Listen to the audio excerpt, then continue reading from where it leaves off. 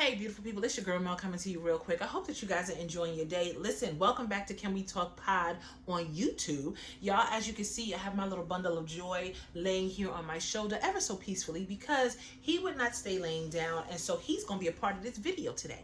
Y'all, listen, I wanted to come to you because I believe there's some information that is extremely valuable because I realize that the type of person that I am, this is what I believe I am bringing to the Ethernet. This is what I believe that part of my purpose is to bring this to the world and really get people to think a little differently, challenge their thoughts, right? I don't know if anybody has ever been in therapy, and if your therapist has ever given you there's like a test called the Ideogram. I want to say is what it's called. I took this test maybe 3 years ago, so I believe it's called the Ideogram. I want to say that's what it's called. However, there's 9 levels to it, right? And each number represents the type of personality that you are. Well, I took this test, like I said, 3 years ago, and I am a solid 8. A lot of people sometimes will take the test and they'll be like, maybe they're a 5 with a leaf of 2 and a touch of 3. I am 100% solid 8. Do you know what an 8 is? An 8 is a challenger. I am literally built to challenge you. And so just the way my brain is wired, the way that I activate, the way that I serve people best is by ruffling their feathers, actually.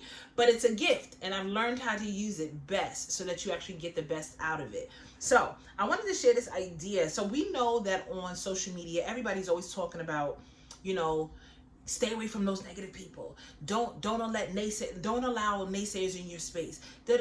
Right? And there was a psychologist that I remember listening to that I follow, absolutely love her, and she gave a little more balanced perspective on why you have to just learn how to work with these difficult people in your life. I agreed with her. I fully agree with her. But I wanted to shed a little broader light on why it's important to surround yourself with people who are here to really root for you. And I'm going to tell you why.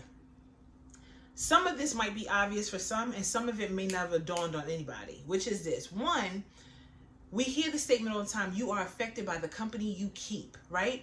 You really are affected by the company you keep. So let's just give an example, right? Let's say you decide to walk into a room and the vibe is high. Everybody's excited, enjoying themselves. You walk into this room and now your energy is being uplifted. Now you feel like laughing and having a good time. Now you're starting to have fun. Maybe you didn't even want to go to whatever this event is in this so-called room that we're making up in this moment, right?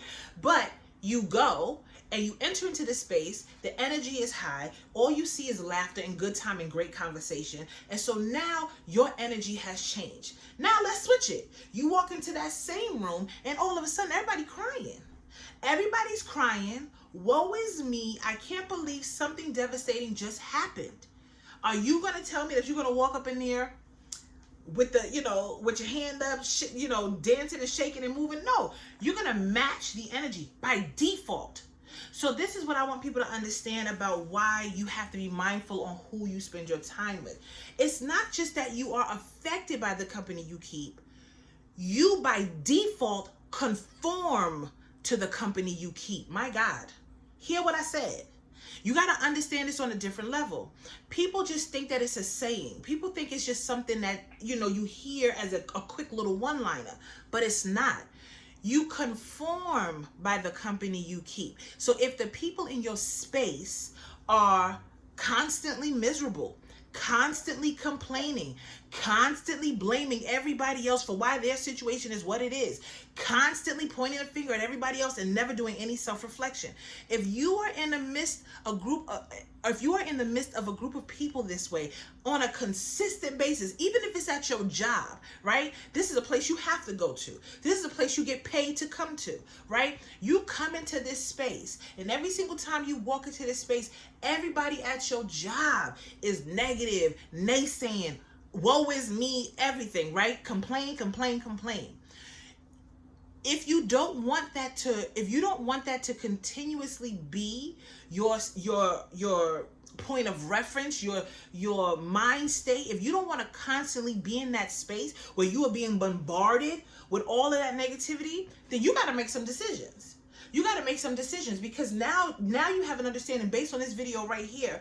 It's not just that you are affected by the company you keep, but you naturally conform to the company you keep. Most human beings, from what I've seen in my entire life, and even when I speak to people, people say what they say about not being around negative people, because immediately it brings you down. Immediately it dampens your light. Immediately it makes you not want to do much, and it becomes draining and exhausting. So I think I actually wrote down some things. I want to make sure, if I didn't say it already, I want to make sure I go over my notes and give y'all the nuggets that came up to me. So I wrote down dangers of being around energy vampires, naysayers, woe is me people, insecure people. Now, mind you, when I say insecure people, take that with a grain of salt, right? Because all of us as human beings probably have one or two insecurities at the very least, right? But it's about how a person carries themselves in it, and it's about how they process that, right? You can have an insecurity, but are you allowing it to rule your day, your life, your week, your month? Are you allowing it to rule you, or are you acknowledging, oh, this is an area I need to work on, but I need to choose to show up differently, right? I hope y'all get what I mean when I say that.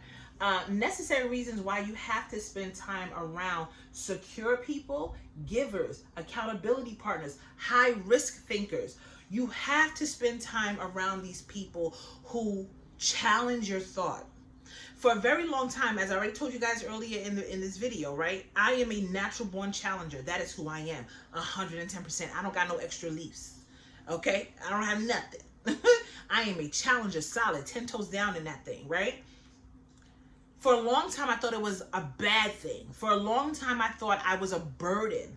But what I learned was a few things. There was a ton of things I learned about it. One, get around people who want to be challenged. Duh, right? Get around people who want to be challenged because they enjoy the challenge so much that they know it's going to make them better. So they want to be around people who are going to challenge them in the best way, right? Get around people who are your people. Find your people. What I had to learn very quickly was that I was spending time with the wrong people. So every time somebody told me, oh, something's wrong with you, you're too much, you're too loud, you're too talkative, you ask too many questions, I was thinking something must be wrong with me. Something must be wrong with me. But then I figured out, wait a minute, maybe nothing's wrong with me. Maybe I'm just spending time with the wrong people. When I changed my thinking in that, then I prayed and I said, God, can you send me the right people that are edifying to me so that I can be edifying to them? Can you send me the right people who are rooted and grounded, who understand who they are, who are secure in who they are, so they're not intimidated or bothered by me? And guess what he did? He sent me those people. And so I can tell you firsthand that if you trust that there are people out there that will love you for you, please understand it's very real. I can tell you that firsthand. I know that hands down. So I say all of this to say this video is obviously about why you have to spend time around the right people. The right people are not only going to challenge you, the right people are going to make you better. The right people are going to make you think the right questions. The right people are going to encourage you to speak empowering words to yourself. The right people are going to challenge you to ask empowering questions, so that if you have an issue or a challenge and you don't know the answer, you're going to know how to think properly so that you get to the result, so that you get to resolution and not just wander in your lostness. I'm making up a bunch of words, but y'all know what I'm saying. Either way, y'all, I hope you enjoyed this video. I love you. I appreciate you. And I hope you got a lot out of this. I hope that this caused you to challenge your thinking, especially when it comes to why you need to spend time around high vibe people. Okay? All right. I'll talk to you guys later. Enjoy the rest of your day.